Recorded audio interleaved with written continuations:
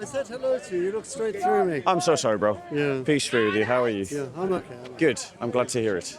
Good. You're Christian, right? Say again? You're Christian, right? You know, my religion is my business. That's the way I see it, yeah.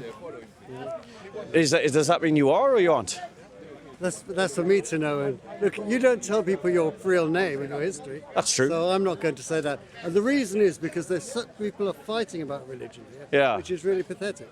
Well, actually, I think that religion is something worth fighting about, because when you fight about religion, you're fighting about truth. Mm. You know, you're fighting about the way you think that the world should be organised. Mm. And I'm sure that you would agree that the way that the world is organised is quite important. You know, so for instance, we fought against National Socialism to stop the world being organised according to the tenets of National Socialism. Well, I think that it's worth making sure that the world is not organised around the tenets of Sharia law. And you may or may not agree or disagree with the idea of organising society around the tenets of Christianity.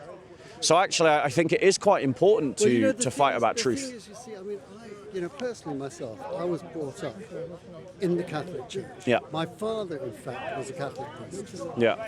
And because of Was he a naughty Catholic priest? Sorry? Was he a naughty Catholic? He was a lovely Catholic priest. He Right. was a really lovely Catholic priest. But in Ireland, and he was a mature man and my mother was a mature woman, but they were run out of the country. Yeah. And that was Catholicism. And that's the roots of all Christianity. What's the roots of all Christianity, sorry? The Catholic faith.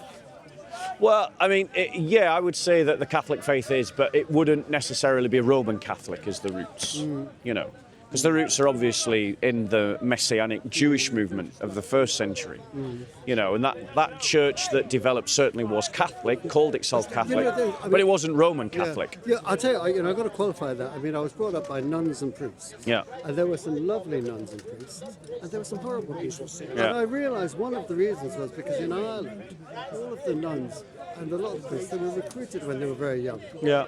Before they could really know anything. Yeah. And I know a lot of the nuns were on the verge of a nervous breakdown, and consequently they used to beat the shit out of us. Yeah. You know? And, you got vulnerable kids going into orphanages, and they treat people. And the other thing is, with the priesthood, there are tens of thousands of children of Roman Catholic priests. Yeah. So I hear what they preach, and I see what they do, and I've got no time for it. Well, and I mean, I don't think that, the Catholic Church ran things for a very long time. But they didn't run it very well. I think these institutions, and I think that's probably fair to criticise the institutional forms of the church, but that's actually irrelevant to the truth claims of Christianity. Because if you remember, you said, wait a second, you said that the reason why you won't say what your faith is because you think that it's rather pathetic that people are fighting over religion. To which I countered that obviously how we organise society is quite important, to which you gave the example of the institutional failures of the Catholic Church. And I agree that the institutions of the Catholic Church did fail, and failed quite dramatically to protect and to raise and to nurture and to do all the things that they were meant to do. But those failings aren't actually relevant to the truth claims or not of the Christian faith and about whether we should organise our society along those truth claims. It just means that the institutions themselves failed to do so, failed to embody it fully and completely. I mean, the Gospel, the Sermon on the Mount, I go along with, there are certain verses, they move me to tears. I mean, and I'm thinking, what the phrase in the Bible that hits me the most is just two words: Jesus wept. Yep. That's it. Yeah, but you can't separate that from the rest of the gospel, though. Sorry? You can't separate that from the rest of the gospel. It says it all. I mean, it says it all. No, it doesn't. There's so much more. Well, I'll tell you, I'll give you another example. Yeah. That's what the Muslims do. They pick out a single line of scripture and then they ignore the rest. Oh, look, they're not unique. Everybody does stuff. Yeah. What annoys me about this place is you've got Muslims saying this and you've got Christians saying this, and it's. They've got. But it's what? We've got the Abraham. Sorry, what is it? What you said? It's what? But then you never finished the sentence. You never finished the thought. It's what? Muslims over there saying this, Christians over there saying that, and then you said it's, but you never finished that thought. What is that thought? Why are people fighting like this? Because what's your name, bro? Michael. Because truth matters. It really does matter whether we follow the example of Muhammad or we follow the example of Jesus, because it will change our society. If you don't believe me, go to Afghanistan, go to Saudi Arabia, go to Iran. Well, These have are you one been second, to one these second, one second, countries? one second. These are countries. Yeah. These are countries where they are following the example of Muhammad, Yeah. and the fruits of their religion are plain and obvious for all to see. Yeah. Now, I'm guessing, Michael, that you don't want a world in which we reintroduce slavery, that you don't want a world in which we reintroduce slavery child here. marriage. I'm guessing that you don't want a world that makes legal the idea that a man can beat his wife. But the thing is, whether we do those things or not depends upon what we say is the truth or not. And so actually, I would say to you that it's quite pathetic that you don't care. I do care. I care deeply. But no, you think it's pathetic to fight over truth. I think the fighting that we've got here. I mean, I belong to a multi-faith organisation. I believe in people, of different faiths meeting and amiably disagreeing. But here, what's going on here? I think what happens here is, if in doubt, shout. That's what's happening. I think that might be a fair criticism of Speaker's Corner, but that doesn't legitimise the idea of a multi-faith organisation. Multi-faith is the denial of truth. It is to say that God is the author of confusion and a God of lies. That's not a God that anyone should want to worship. Have a look. God revealed himself in the Bible to the Jews, yeah? Yeah. And he revealed himself in the New Testament. Yeah. Yeah? So Jews and Christians, can they not converse and meet and... Anyone can converse. Yeah. Me and you are conversing. Yeah. But just because we converse doesn't mean that our truth claims are equally legitimate. And so when Jews, for instance, claim to worship the God of Jesus Christ or the God of Moses, I would say that the rabbinical Jews of today do not worship the God of Moses, because the God of Moses was Jesus. Jesus is the angel of the Lord. He applies the prophecy of Malachi 3:1 to himself and John the Baptist, which makes him the angel of the Lord that is in Exodus chapter 3, right? And that's the point. Yeah. Wishy-washy kind of spiritual goop. Well, let me land, and then you can reply. Wishy-washy spiritual goop of universalism, that we're all on a spiritual journey, that we all got equal truth claims. That's true, that is true. That kind of spiritual goop is good for nothing. Yeah. It's like trying to feed adults rusks, which you give to babies. But this is British values that we've all been asked to embrace. Whose British values? British values. Whose British values? I don't care. I reject these British values. I reject these British values. I don't want to be fair. I reject these British values. Yeah. I reject them. They're liberal nonsense. Yeah.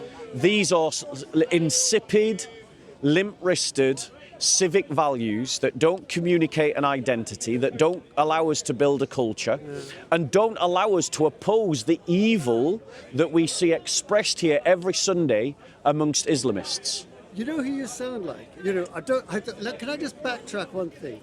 You were talking about countries in the Middle East.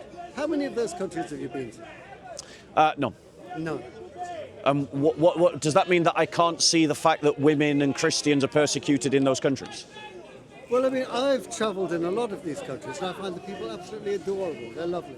Does that mean? Right, I don't deny that there are good people in every religion. Yeah. I'm quite sure you're a good person, right? But that, just because I might know a nice Nazi, doesn't mean that Nazism is good. Just because I might know a nice communist doesn't mean that communism is good. Just because I meet a nice Muslim doesn't mean that Islam is good. Just because I meet a nice Jew doesn't mean that rabbinic Judaism is good. Are all Christians good? No, of course not. Yeah. In fact, most Christians would say I'm not good if they knew their faith, because no one is good but God. That's exactly what Jesus said. So my point to you is that just because you find good people in your estimation has absolutely nothing to do with whether Islam is good. I don't need to go to Afghanistan to know that women have been denied education, locked up in their homes. They can't even see out of both eyes now because of what the Taliban have done. And liberal, goopy people like you just want to overlook these evils. Why are you putting a label on it? Because you're a universalist. You're a universalist. Yeah. You're a universalist, and that is coming from liberalism. That is Catholic, isn't it? No. Catholic is No. universal. The Catholic is universal. It's referring to the fact that the church is open to all nations. It doesn't mean that all truth claims are valid. And a truth claim that oppresses women and oppresses Christians and opposes the gospel of our Lord Jesus Christ is not a truth claim that we need to respect. I just told you where I came from. I came from Ireland. My mother So had to what? run out of the country. That was a Catholic country. And? Yeah? What's your point? We've already addressed that. I don't know. Look at Ireland. I've Yes. told you there are tens of thousands of children of Catholic priests. Yes. There are tens of Sure. thousands of women who have been abandoned by God's holy and anointed. Right. And what does that have to do? The Afghanis don't have Michael. a monopoly Michael. on treating women Sorry. like shit. Michael. The Catholic Church Sorry, doesn't. Michael. Yeah. The difference is that when the Taliban treat women like shit, their justification for it can be found in their source texts. Can you find for me justification in the Bible for the Catholic Church's abandonment of those women? Because this is the error that liberals like you make, is that you confuse the persons that follow a religion with the religion. You overlook evil teachings unless it's the alt-right, in which case you're suddenly switched on, unless it's racism, in which case you're there, you click that that's wrong, but every other kind of evil you ignore, especially... Wait, Michael, you haven't landed. Exactly, that's what I just said. I'm agreeing with you. That's what I just said you would do, Michael. I know, I agree with you. Remember what I said, if in doubt, you remember what you said, if in doubt, shout? Yeah. I've just pointed out to you that you have in this conversation sought to justify the mistreatment of women in Afghanistan because yes, I'm going to explain because You're putting I'm words going into to my explain. mouth. I'm going to explain because you won't accept that Islam is responsible for it. I don't think Islam is responsible. There you go. Yeah. So you're But the same whitewashing way, it. You're whitewashing the cause of it. Christianity is the cause of the mistreatment of women by the church. And that would be correct because if we were to sit down, if we were to sit down, I don't want to be filmed. Do you want to move to one side? I'm gonna.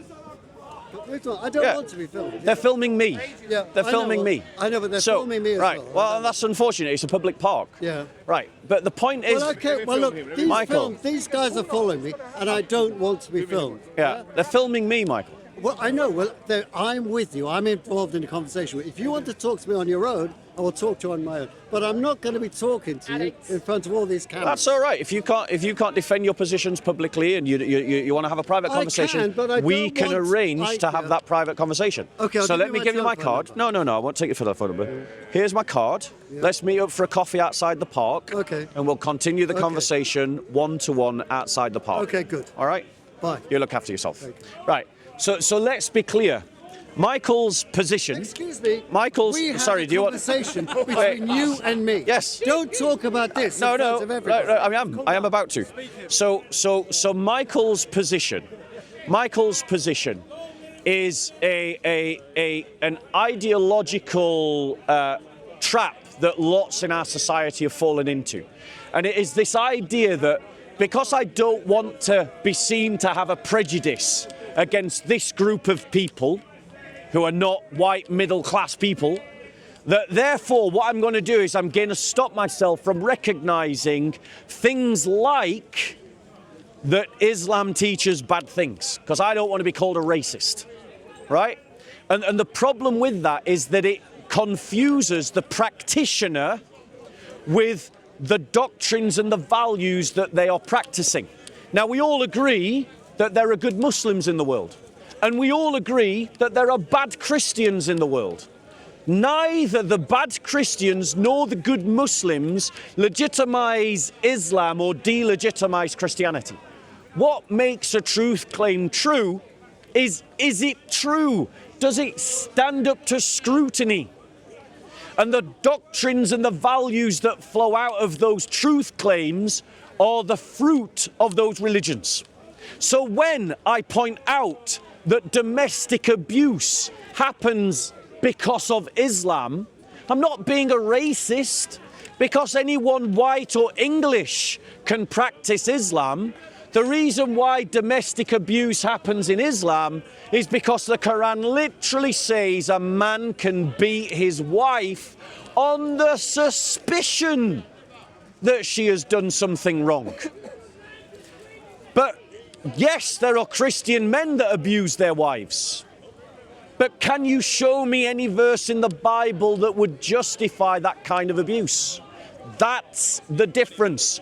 And the liberal progressives in our society, because they're so frightened of being called a nasty name like a racist, because they confuse brown-skinned people with a religion and mix the two up as if they're the same thing, they conflate Islam with Muslim, and so they whitewash the evils of Islam so that they don't generalize about Muslims. And I agree, we should not generalize about Muslims.